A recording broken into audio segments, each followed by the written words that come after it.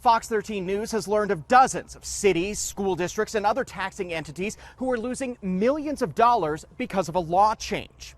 It may mean your taxes don't go up, but it also may mean some essential government services don't get funded. It was about $953,000. Draper Mayor Troy Walker says his city held a truth in taxation hearing to discuss that money. We had our hearing correctly. We took input. We noticed it exactly correct. We were supposed to, according to the statute, put one slide up that showed what every other taxing entity in Salt Lake County was doing.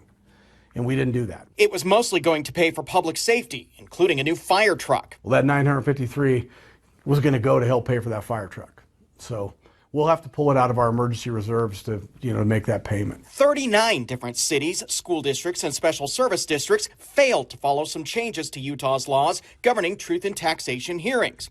And because of a change in the law this year, their proposed tax increases will not go into effect.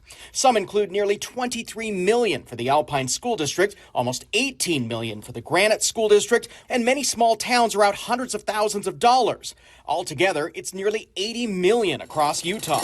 That could mean roads may not get fixed or some schools don't get the funding they asked for. We understand that this is a difficult situation, but we want to make certain that there's equity, that when the government doesn't follow all its procedures when it comes to taxes, that they also face the same scrutiny and penalties that a taxpayer pays. The Utah Taxpayers Association is a watchdog group that pushed for the state's truth in taxation laws. We want to make sure that taxpayers and the government are being treated the same way, and not that someone's getting a free pass. The State Tax Commission says it's doing what the legislature passed. In the past, we would just work with them saying, okay, you made these mistakes here and here, do better next time kind of thing.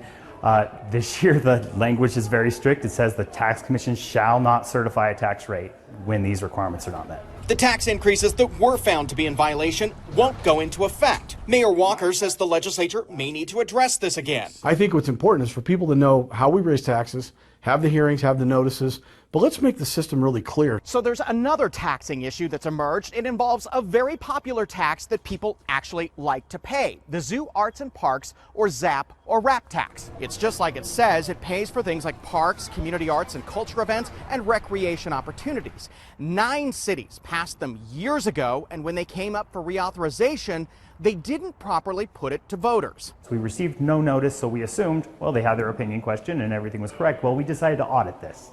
And when we audited this issue, we found that there were these 9 jurisdictions that had not had their opinion questioned. So that's when we raised the issue. The State Tax Commission says 8 cities plan to rush it before voters on the November ballot. The city of Monticello has opted not to renew it, so it will get repealed in January.